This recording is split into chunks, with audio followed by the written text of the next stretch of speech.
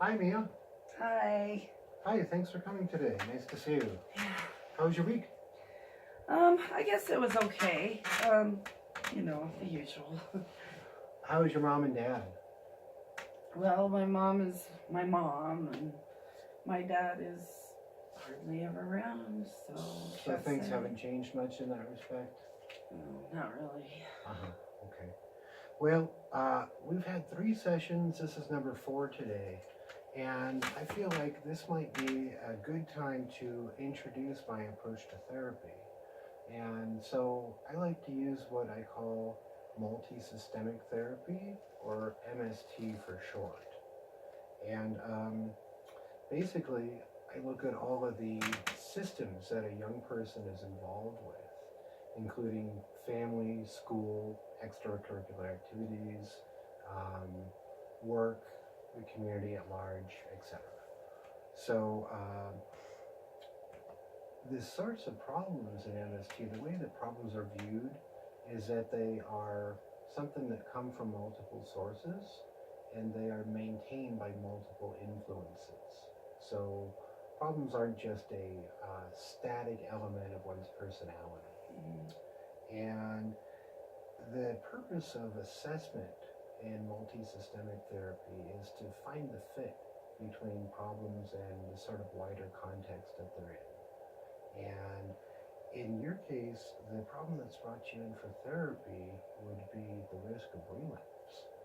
And I'm sure you probably are aware of this, but there's a wider context to that, including family and friends and relationships there, and probably also what you're exposed to at school, in your neighborhood, etc.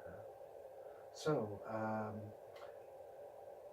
addiction shaped your life, including your relationships with friends and family. And because MST is driven by principles rather than techniques, we might end up borrowing some from other interventions. I don't know. It sounds kind of like a bunch of BS to me. I don't think I'm at risk of relapse at all. I'm clean and I'm sober and I intend to stay that way. In fact, I don't even know why I'm here. I don't even think I need therapy. The last time I was in therapy, it was a waste of time. Wow. Okay. Well, I'm glad that you're here, and I'm really glad that you're willing to give it a try again. That definitely takes some bravery. So thank you. Don't get me wrong, I commend your sobriety. I just want to point out that just because you changed, it doesn't mean that other people have, including your friends, who you said most of whom get high quite often. So it might be time to think about a new social circle. It is really hard to be around my friends sometimes. They always want me to use. I can't get into that scene again, you know? I don't want to be the odd man out, and I feel like I don't fit in, but what am I supposed to do? But you don't want to start using again either? Right. I see. Well, let's see. Oh, wait, and I don't feel like my parents give a damn, you know? Really? Yeah, I just felt like shame. I should say that, you know? Can you honestly say that about everyone in your family? Well, maybe not my mom. She seems to care, but she's also a big pain in my ass. She's constantly nagging me. I know it probably feels like nagging, but your mom loves you quite a bit, and she's particularly worried about your risk of relapse. Mia, I know that you're probably aware of this, but I just want to point out that you've only finished an inpatient rehab program recently, and that you're still in the early stages of recovery. So, correct me if I'm wrong, it appears to me that your only real source of support in the family is from your mom, who's driving you crazy. Yeah, she is. And,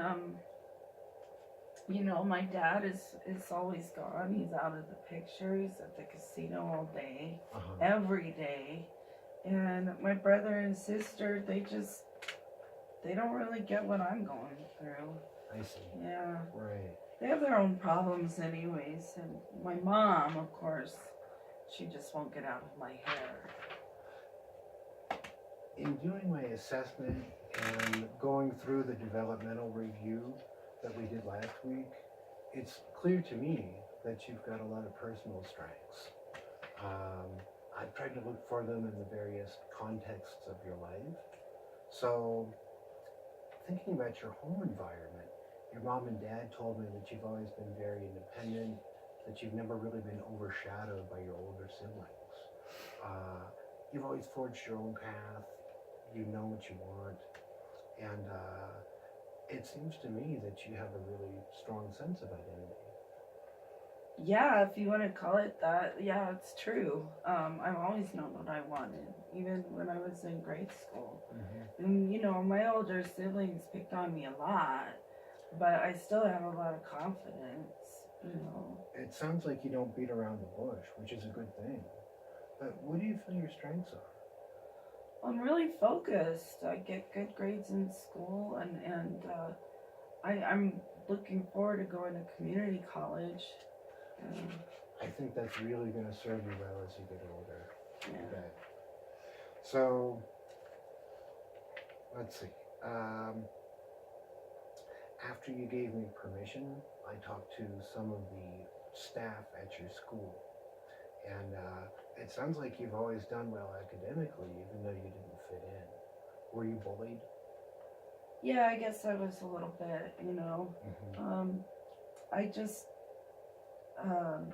that's probably why I started hanging out with the wrong crowd. I see. And I started, using drugs and stuff because, well, that's what they were doing, and it seemed to make me feel better. But I got sick of the roller coaster, and I did quit, but I got to admit, I shot up with my boyfriend last week. I totally lost track of time. I don't even know what happened. Wow. Yeah, it was pretty scary. But, I'm not here for a father figure or anything. I've already got one of those, and he really sucks, so. Well, thanks for being so honest with me, Mia. I appreciate that. That takes a lot of bravery. I want you to know that I'm not here to be a father figure. I'm here to serve as a consultant and a guide. And so I do want you to know that if you have a slip again, that's something I may have to share with your parents, but not because I desire to be a tattletale. It's something that I'm ethically bound to do because of the nature of my job. Is that something that you understand clearly? Well, yeah, I guess so, but I don't understand. It was just a little slip. But, I'm not really sure I want to tell you everything anyways, because I think you're going to judge me. Yeah, that's okay. I'm not here to judge you. As far as telling me everything, tell me as much as you feel comfortable with. But I'm not here to pry. So,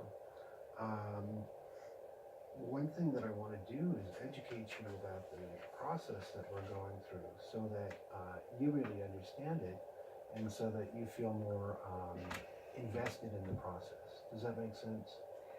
Yeah, I guess so. So the main thing that therapists practice is intervention, regardless of which approach they use. And in MST, intervention should be present-focused and action-oriented, targeting specific and well-defined problems. Okay. I guess that makes sense. To me, your risk of relapse is clear, although to you it might not be. Well, it's no big deal. Like I said, it was just a little slip. Did we, are we still recording? We are Yeah. still recording. Okay, oops, sorry. Let's see. I know, Mia, that you think it was only a little slip, and I just want to talk to you about the danger of overconfidence during recovery. It's easy to think that you've got it wired, and it's also very easy to be triggered by risk factors.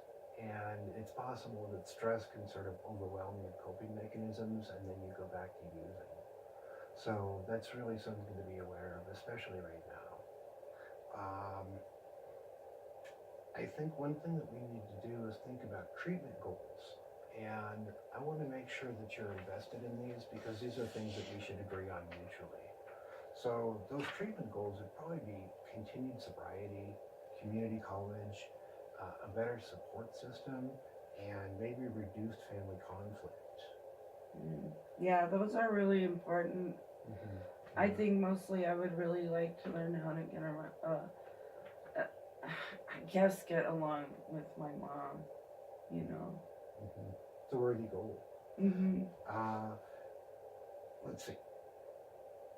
In MST, intervention should target sequences of behavior that exist within or between multiple systems.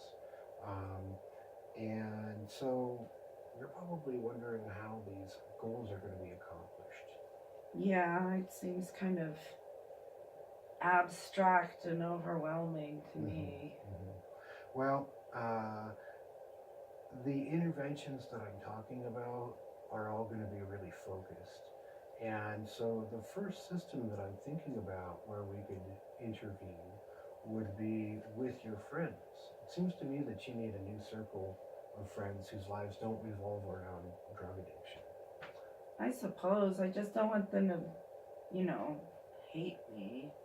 Well, when they're asking you to join in, that's the time to be really firm and step away if you have to. So I think that you probably need a support system where people are aware of your history and they really support your staying clean. Um, when you go to community college next fall, I would definitely seek out a new circle of friends. Yeah, I guess. I don't think I'm gonna miss those guys all that much. Mm-hmm, sure. Um, so the next system that I was thinking about is your family. And since the goal is reduced family conflict, it seems like you might try concentrating on what you can do to diffuse the conflict. You can't control how your mom and dad communicate. You can't control whether or not she tries to engage you in a fight, but you can definitely decide whether or not you want to jump into the bickering with her or if it's something that you want to stay out of. So, you mean I have a choice? You can decide whether or not you want to let her trigger you, absolutely. Can I just leave or what? If if that's what helps you most, then you might explain what you're doing and let her know you'll be back. You aren't just leaving altogether, but that for now, that's what you need to do. Man, that's kind of a relief. Good, I'm glad. Uh, yeah, the other thing that I was thinking about in terms of systems was school. And you're obviously bright, you're very driven. I think those are goals that you should cultivate more. Or, excuse me, I think that those are strengths that you should cultivate more. So, would you be open to talking with an academic advisor? Yeah, I guess so, but I want to be able to make my own decisions. I don't want anyone telling me what I can and can't do. Mm-hmm. Sure, that makes sense. I don't think they're there to overpower you. I think probably an academic advisor will help you to get the most out of your experience there. So, let's see. It sounds like you're really determined to do this. Yeah, I really need to go to college. I want to get a good job because I don't want to be a bum like my dad. It's still going. Well, I completely understand. I hear you. I think that you're on the right track. I don't think that your dad's a bum, though. Let's try to reframe it.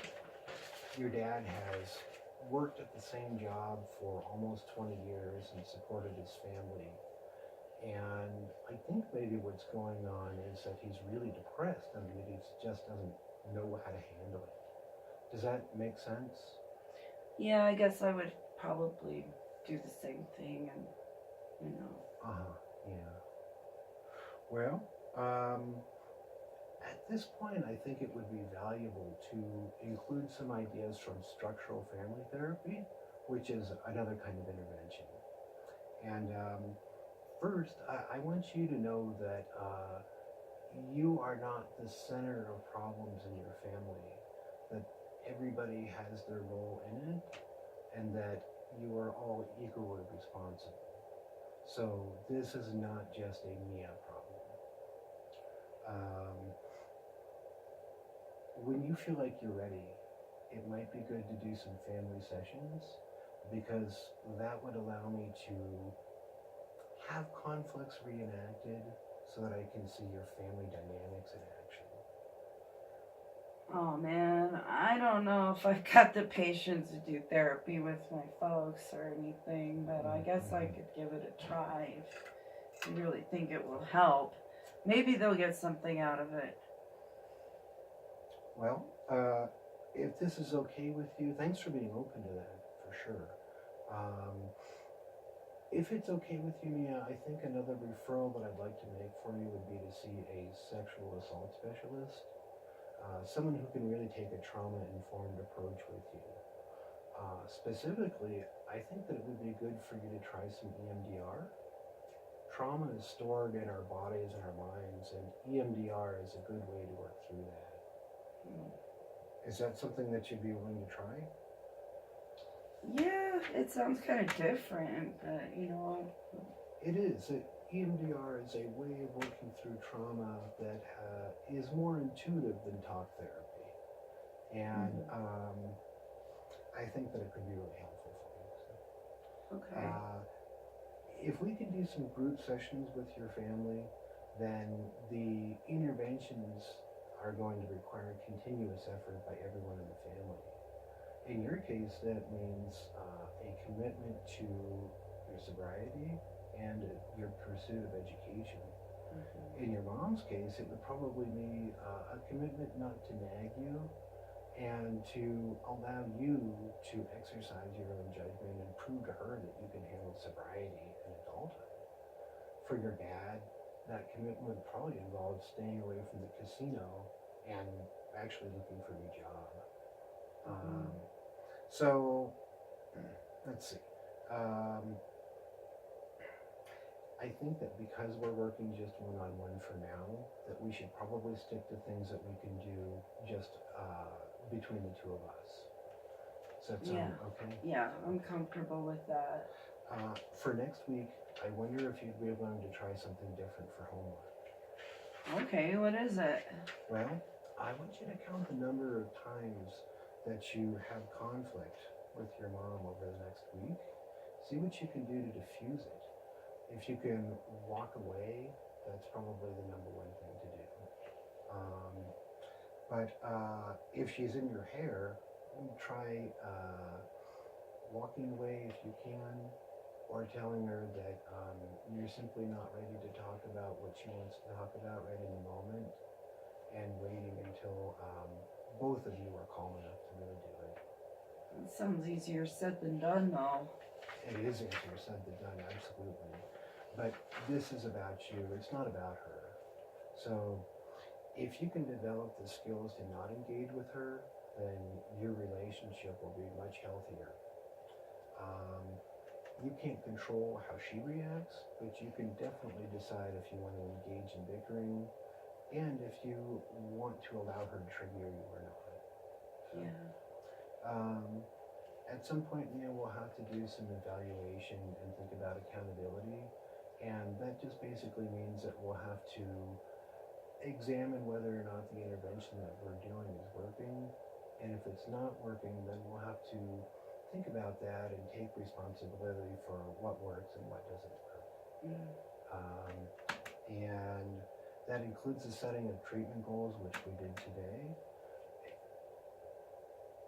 This is as important to me, though, as the alleviation of symptoms. And that is that I want to make sure that you really gain the skills to address personal hardship in the future. And that you gain the strength to maintain your sobriety in the face of life stress. Does that make sense? Yeah, that sounds like a good idea, actually. Well, thanks so much for coming in today, and thanks for your sincerity. I really appreciate you being so straightforward. I'm looking forward to working with you more, and I'll see you next week. Okay, sounds good. Thanks, Mia. Take care. Thanks. Bye.